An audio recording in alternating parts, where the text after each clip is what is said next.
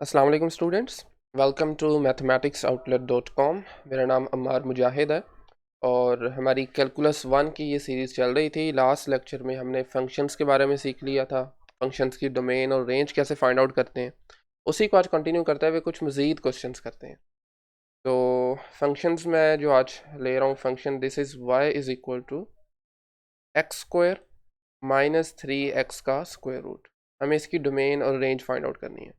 तो जस्ट पहले quickly recall कर लेते हैं। Domain basically possible input values होती हैं। हमने दो वेरिएबल्स को यूज़ किया हुआ है, एक्स को और वाई को। एक्स को हमने एज एन इनपुट वेरिएबल लिया हुआ है, वाई को आउटपुट वेरिएबल। ठीक है, आउटपुट वैल्यू या इनपुट वैल्यू। तो इनपुट वैल्यूज़ का जो सेट है यानी एक्स वैल्यूज़ का जो सेट है वो हमारे पास डोमेन कहलाता है। यानी इस केस में अगर मैं डोमेन को इन जनरल लिखूँ ना, तो हमारे पास जो सेट बनेगा वो कुछ इस तरह से दिखेगा। डोमेन का सेट क्या होगा, यानी x belongs to real numbers, वो वाली वैल्यूज़ होंगी, रियल वैल्यूज़ सच दैट जिनके लिए आपके पास स्क्वायर रूट के अंदर जो एक्सप्रेशन आ रहा है ये ग्रेटर देन या इक्वल टू ज़ीरो हो। ठीक है, क्योंकि आप जानते हैं स्क्वायर रूट के अंदर नेगेटिव जो है वो एक्सेप्टेबल नहीं होता। तो हमें स्क्वायर रूट के अंदर पॉजिटिव या ज़ीरो वैल्यूज़ चाहिए। हमने वो वाली एक्स वैल्यूज़ फाइंड करनी है जिनके लिए ये इनक्वालिटी सेटिस्फाई करे। सिंपली अब आपने डोमेन फाइंड आउट करने के लिए इस इनक्वालिटी को सॉल्व कर लेना है। तो चलें इसको सोल्व कर लेते हैं। X square minus 3x is greater और इक्वल टू ज़ीरो। सोल्व करने के एक से ज़्यादा मेथड हैं। हम इसकी एसोसिएटेड इक्वेशन बनाएंगे। पहले एसोसिएटेड इक्वेशन क्या होती है, आपने सिंपली इनइक्वालिटी का जो सिंबल है उसको इक्वालिटी से रिप्लेस कर देना है। ठीक है, simply x square minus 3x equal to zero. यहाँ से आपने x की वैल्यूज़ फाइंड आउट कर लेनी है, यानी इस इक्वेशन के रूट्स फाइंड कर लेने हैं। तो x को कॉमन लें, वी हैव x माइनस 3 and this is equal to zero. तो प्रोडक्ट ज़ीरो के इक्वल आ रहा है, तो यहाँ से आपके पास या x ज़ीरो होगा या फिर x माइनस 3 ज़ीरो होगा। ठीक है, x माइनस 3 उसी सूरत ज़ीरो हो सकता है जब आपका x 3 हो जाए, ऐसे ही है ना। तो बेसिकली दो वैल्यूज़ आ चुकी हैं हमारे पास। अब आपने क्या करना है, रियल लाइन लगाएं ज़रा। This is over real line, और इस रियल लाइन पर लेट्स से यहाँ कहीं ज़ीरो पड़ा हुआ है। 3 चूँकि ज़ीरो से बड़ा है तो 3 राइट साइड पर होगा। ठीक है, ओके। सो बेसिकली इन दो नंबर्स ने पूरी रियल लाइन को 3 हिस्सों में डिवाइड कर दी है। अब हमने देखना है कि इन तीनों में से कौन कौन से हिस्से इस इनक्वालिटी के सोल्यूशन सेट में आएंगे। तो उसका तरीकाकार सादा सा है कि आपने तीनों से एक एक नंबर लेना है, एक एक टेस्ट पॉइंट लेना है। ज़ीरो से पहले जो छोटे नंबर है वहाँ से आप x इज इक्वल टू -1 ले लें, कोई भी ले सकते हैं आप। मैं -1 ले लेता हूँ।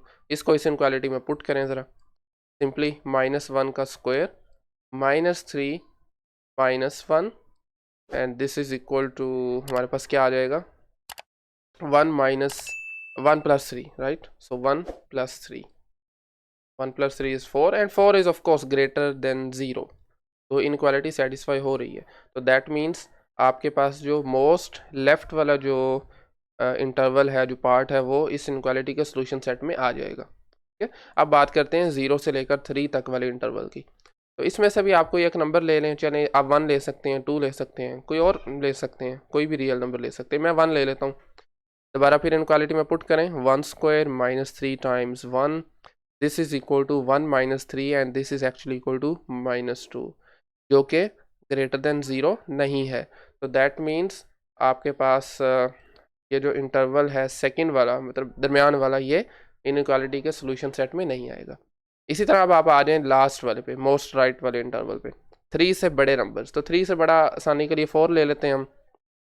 4 को पुट करें इस इनक्वालिटी में, 4 का स्क्वायर आ जाएगा -3 times 4 and this is equal to 16 -12 and this is 4 and of course 4 is greater और equal to zero.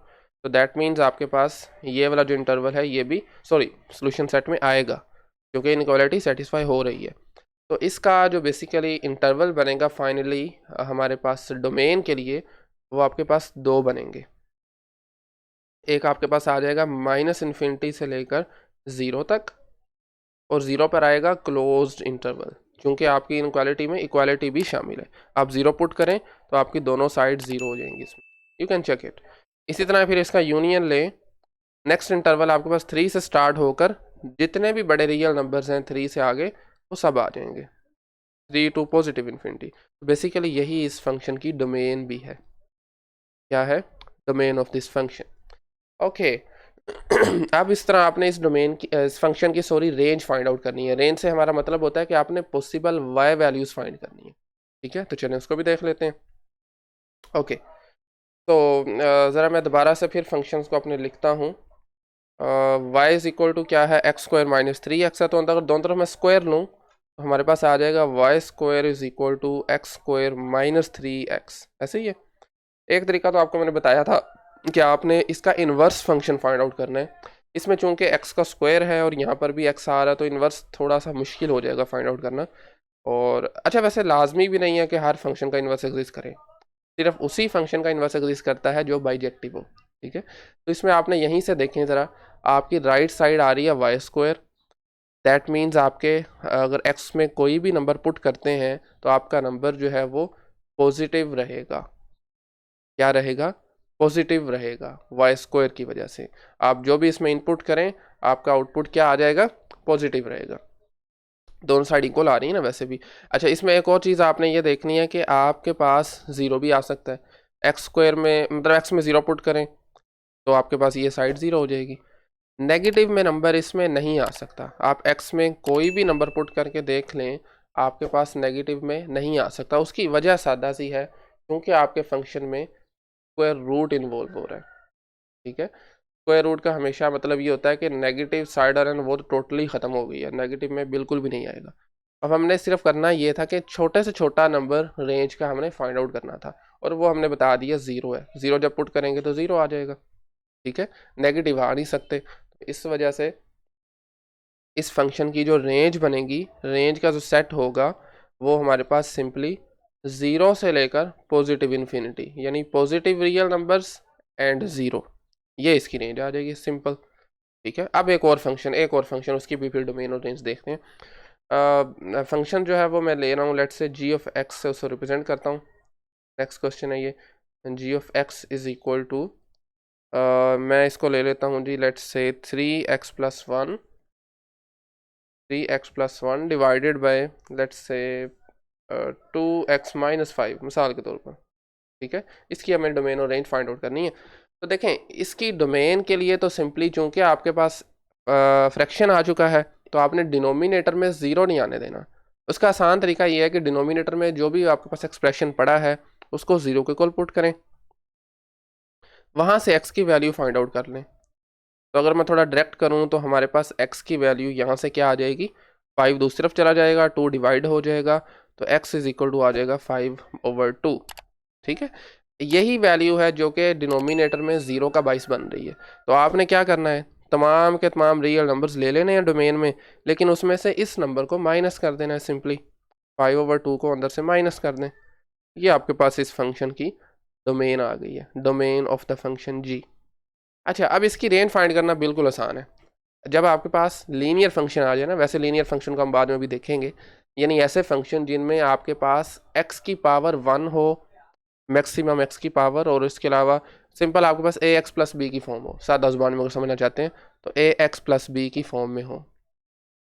A is non zero और x आपका जो वेरिएबल है, पावर इसकी 1 होनी चाहिए, ए और बी दो कांस्टेंट है। तो इस तरह के फंक्शन जब आपके पास फ्रैक्शन में आ जाएं तो आपने क्या करना है, इसकी रेंज में डायरेक्ट मैं लिख रहा हूँ यहाँ पर, range of the function g is the set of all real numbers. इसमें से माइनस करना है ऊपर से x का कोफिशिएंट और नीचे से भी x का कोफिशिएंट, 3 और नीचे से 2 ले लेना, 3/2 आपने माइनस कर देना। ठीक है, क्या करना है, 3/2 को सिंपली माइनस कर देना। अगर ऊपर 4x होता तो आपने 4/2 मतलब 2 को माइनस कर देना था। ठीक है ना, ये सिर्फ तभी वैलिड होगा जब आपके पास ऊपर भी लीनियर फंक्शन हो, नीचे भी लीनियर फंक्शन हो। ठीक है, तो इस वजह से इसकी डोमेन और रेंज बिल्कुल सिंपल है। आप अच्छा, ये क्वेश्चन हो सकता है कि 3/2 को हमने क्यों माइनस किया, इसकी एक वजह हम बताया ना कि आपको रेंज क्या होती है, आउटपुट वैल्यूज़ होती हैं। तो बेसिकली 3/2 इसके आउटपुट में नहीं आ सकता। अब वो क्यों नहीं आ सकता वो मैं आपको भी बताता हूँ। एक मिनट ज़रा, इसको थोड़ा सा मैं नीचे शिफ्ट कर देते हैं बेस बनाने के लिए। ओके ओके, राइट, चलें वापस आए ज़रा। तो मैंने आपसे बात कर रहा था कि 3/2 इसकी रेंज में नहीं आ सकता, यानी आपके पास ये जो फंक्शन है 3x + 1 divided by 2x minus 5, ये 3/2 के बराबर नहीं आ सकता। चलिए हम बराबर करके देख लेते हैं, अब देखते हैं मसला क्या होगा इससे। तो क्रॉस मल्टीप्लिकेशन करें, 2 times 3x plus 1, this is equal to 3 times 2x minus 5। Multiply करें तो 6x आ जाएगा, plus 2, this is equal to 6x minus 5। तो दोनों तरफ 6x से सब्ट्रैक्ट करें या कैंसिल आउट कर दें तो हमारे पास बचता है 2 इज इक्वल टू माइनस का 5, विच इज़ एक्चुअली इम्पॉसिबल। तो यही वजह थी कि आपके पास ऊपर से x का कोफिशिएंट लें, नीचे से x का कोफिशिएंट लें, 3/2 वो इसकी रेंज में नहीं आ सकता। ठीक हो गया। यहाँ से एक और भी हम कंक्लूड कर सकते हैं, अगर आपके पास क्वेश्चन में क्या हो, चलें एक और क्वेश्चन यहीं से हमारे पास एक और बन सकता है कि अगर आपके पास गिवन फंक्शन है, चलो इसको हम इस बार f ऑफ x का नाम दे देते हैं, वो constant divided bye linear function हो, क्या हो, चले मैं कांस्टेंट को 8 ले लेता हूँ, चले 8 ले लेते हैं, जो भी ले लें, यहाँ पर कोई भी कांस्टेंट हो सकता है, constant divided by some linear function हो, तो डोमेन तो सिंपल है ना, डोमेन क्या होगी इसकी, डोमेन इसकी आ जाएगी जी, डी से हम रिप्रेजेंट करते हैं, एक्स की कौन सी वैल्यू लें तो नीचे जीरो बनेगा, -1/2 लें, थोड़ा मैं डायरेक्ट कर रहा हूँ, आपने 2x प्लस 1 को जीरो के इक्वल पुट करना है, वहाँ से x की वैल्यू फाइंड आउट कर लेनी है, तो r में से आपने माइनस करना है माइनस का 1/2, ये तो डोमेन आ गई ना। इसी तरह से इसकी रेंज क्या होगी, दोबारा फिर ऊपर आ जाएं, हमने क्या कहा था, ऊपर से x का कोफिशिएंट और नीचे से x का कोफिशिएंट। अब देखें ज़रा, यहाँ ऊपर x का कोफिशिएंट क्या है, कुछ भी नहीं है, मतलब ज़ीरो है, 0x है ना ऊपर, तो 0/समथिंग क्या होता है, 0 होता है। तो इस तरह के फंक्शन की रेंज हमेशा set of all real numbers -0 आया करेगी। ठीक है, जब भी ऊपर कांस्टेंट हो, नीचे जो मर्जी लीनियर फंक्शन हो, उसकी रेंज r-0 ही रहेगी। ठीक है, तो मेरे ख्याल में इतना काफ़ी है डोमेन और रेंज के लिए, बाकी मज़ीद प्रैक्टिस के लिए आपकी एक्सरसाइज में और एग्जांपल्स वगैरह में क्वेश्चंस दिए हुए हैं, वहाँ से आप देख के उनको कर सकते हैं। ओके, तो अब चलते हैं, आज का हमारा जो सेकंड और लास्ट टॉपिक है, फंक्शंस की रिप्रेजेंटेशंस के बारे में सीखते हैं। आपके सामने मैंने यहाँ पर 4 तरह की रिप्रेजेंटेशंस लिखी हैं, इनफैक्ट यही 4 रिप्रेजेंटेशंस होती हैं। फंक्शन की पहली रिप्रेजेंटेशन मैंने यहाँ पर लिखा हुआ है अलजेब्रिक रिप्रेजेंटेशन, ठीक है, और ये वही रिप्रेजेंटेशन है जो ऑलरेडी हम कर चुके हैं, यानी आप f of x is equal to something, कोई एक्सप्लिसिट सा फॉर्मूला दे देते हैं, अभी जो हमने ऊपर जिस तरह से किया है, आप x² ले लें +1 कर दें या जो भी, इस तरह की रिप्रेजेंटेशन को हम अलजेब्रिक रिप्रेजेंटेशन कहते हैं। ठीक है, आपने अलजेब्रिकली इसको रिप्रेजेंट किया, एक्सप्लिसिट फार्मूला दे दिया कोई। ओके, उसके बाद आती है हमारे पास वर्बल रिप्रेजेंटेशन। ठीक हो गया, वर्बल रिप्रेजेंटेशन में आप जस्ट उसको डिस्क्रिप्शन अपने वर्ड्स में डिफाइन कर देते हैं। ठीक है, मसलन अगर मैं यहाँ पर फंक्शन कोई ले रहा हूँ, let's say y is equal to 2x plus 1 मिसाल के तौर पर, तो अब इसमें इसी को मैं वर्बली अगर डिफाइन करना चाहूँ तो क्या लिखूँगा, y is twice the value of x,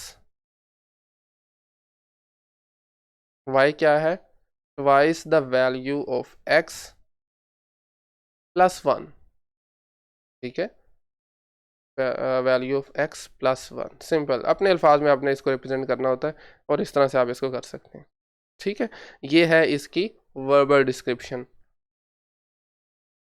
अच्छा, इसी तरह से फिर नेक्स्ट आती है हमारे पास न्यूमेरिकल। न्यूमेरिकल में वैसे तो नाम से ही पता चल रहा है, नंबरिंग से, मतलब इसमें आपको टेबल के जरिए, आपको मैंने बताया था ना कि फंक्शन इनपुट आउटपुट होते हैं, इनपुट वैल्यूज़ आउटपुट वैल्यूज़ होती हैं, तो आपने क्या करना होता है इस केस में, simply you need a table, table में आप इनपुट वैल्यूज़ और आउटपुट वैल्यूज़ लिखते जाते हैं। ठीक है, ये भी एक रिप्रेजेंटेशन हो सकती है, यानी एक्स वैल्यूज़ हैं और यहाँ पर वाई वैल्यूज़ आ जाएंगी। मोस्टली ये इंजीनियर्स और साइंटिस्ट वगैरह जब डाटा को एक्सपेरिमेंट करने के बाद वो इस तरह से उस डाटा को लिखते हैं। मतलब इसी की बात करें y is equal to 2x plus 1 की, तो इसमें आप देखें ज़रा, x को अगर हम 0 रखते हैं तो y क्या आ जाएगा, 1 आ जाएगा, सिंपली पुट करें, x को आप 1 रखते हैं तो 2 टाइम 1 इज़ 2 प्लस 1 इज़ 3 आ जाएगा। इस तरीके से आगे चलते जाएँ तो वैल्यूज़ आती रहेंगी, हर इनपुट के लिए कोई ना कोई आउटपुट आती रहेगी, इसको कहते हैं न्यूमेरिकल। फाइनली फिर आती है graphical representation of any function. अब ग्राफिकल रिप्रेजेंटेशन क्या होती है, ग्राफिकल रिप्रेजेंटेशन में आपके पास ग्राफ की मदद से आपने अपने फंक्शन को रिप्रेजेंट करना होता है। मिसाल के तौर पर ग्राफ कैसे बनाते हैं, आपको दो लाइंस लगानी होती हैं, एक वर्टिकल और दूसरी हॉरिजॉन्टल। ठीक है, वर्टिकल लाइन को हम अमूमन वाई एक्सिस कहते हैं और हॉरिजॉन्टल लाइन को हम एक्स एक्सिस कहते हैं। यानी ये हॉरिजॉन्टल लाइन आपकी इनपुट्स को शो कर रही होती है और जो वर्टिकल लाइन है ये आउटपुट्स को रिप्रेजेंट कर रही होती है। ठीक है, जहाँ पर दोनों लाइंस मिल रही हैं उसको हम ओरिजिन कहते हैं। यहाँ पर दोनों की वैल्यूज़ को हम 0 0 ले लेते हैं। ठीक हो गया, एक्स वैल्यूज़ इनपुट हैं, वाई वैल्यूज़ आउटपुट हैं। तो इसमें चले हम पहले नंबरिंग भी कर लेते हैं। ओरिजिन से राइट साइड पे एक्स पर पॉजिटिव वैल्यूज़ आती रहेंगी 1 2 3 एंड इसी तरीके से सो ऑन।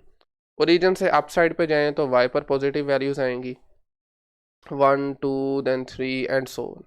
ओरिजिन के लेफ्ट साइड पे जाएं तो नेगेटिव में वैल्यू शुरू हो जाएंगी माइनस का 1 माइनस का 2 देन माइनस का 3 एंड इसी तरीके से आगे भी।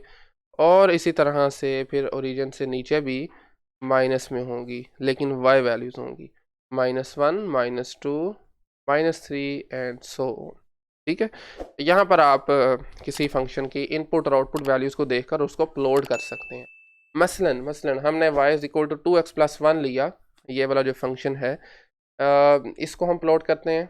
आपको इनपुट वैल्यूज़ हमने यहाँ पर देखा ना, 0 है, x को जब 0 होगी तो y1 होगा। x 0 कहाँ पर है, यहाँ पर है, तो y1 कहाँ पर है, यहाँ पर है। जस्ट आपके उसको ज़रा फिलहाल के लिए हाईलाइट करते हैं। हमने x को 1 लिया तो y क्या हो गया, 3 हो गया। x को हमने 1 लिया तो y 3 हो गया। x ये 1 है, चलते जाएं, y क्या है, 3 है, तो ये पॉइंट बनता है। हाँ, x को अब आप लें आगे नेगेटिव का 1 लें तो y क्या आ जाएगा, -2 और नेगेटिव का 1, y भी -1 आ जाएगा। तो वो वैल्यूज़ आपकी कुछ यहाँ पर बनेगी, कुछ इस तरह से। ठीक है, इन तीनों लाइंस को, पॉइंट्स को सॉरी ज्वाइन करने से हमारे पास बनेगी एक अदद स्ट्रेट लाइन। और ये स्ट्रेट लाइन एक्चुअली इस फंक्शन का ग्राफ होगी। ठीक है, y is equal to 2x+1 basically linear function है, तो लीनियर के केस में एक ग्राफ जो है वो स्ट्रेट लाइन बनती है। ठीक है, तो इस तरह से आप किसी भी फंक्शन को ग्राफिकली भी शो कर सकते हैं, ग्राफिकली भी उसको प्लॉट कर सकते हैं, यानी कि तो ये है किसी फंक्शन की ग्राफिकल रिप्रेजेंटेशन। ठीक है, फंक्शन से आप ग्राफ कैसे बनाते हैं ये पूरा प्रोसीजर है, इसको हम नेक्स्ट 3rd चैप्टर में या 4th चैप्टर में सीखेंगे। अच्छा, अब बात आती है कि क्या इसको कहते हैं कोऑर्डिनेट सिस्टम, कोऑर्डिनेट प्लेन कहेंगे, ये 2 डिमेंशन है ना, 2 डिमेंशन हैं इसमें। तो क्या सवाल ये पैदा होता है कि क्या हर कर्व इस कोऑर्डिनेट सिस्टम के अंदर पाई जाने वाली किसी फंक्शन का ग्राफ होगी? ऐसा नहीं है। वजह क्या है उसकी, देखें इस केस में तो आपके नज़र आ रहा है कि हर इनपुट के लिए एक आउटपुट आ रही है, 1 के लिए एक आउटपुट, 2 पे जाएंगे तो आगे कोई ना कोई एक आउटपुट। ठीक है, -1 पे ही आउटपुट आ गई, -2 पे भी आगे कोई ना कोई आउटपुट आ जाएगी।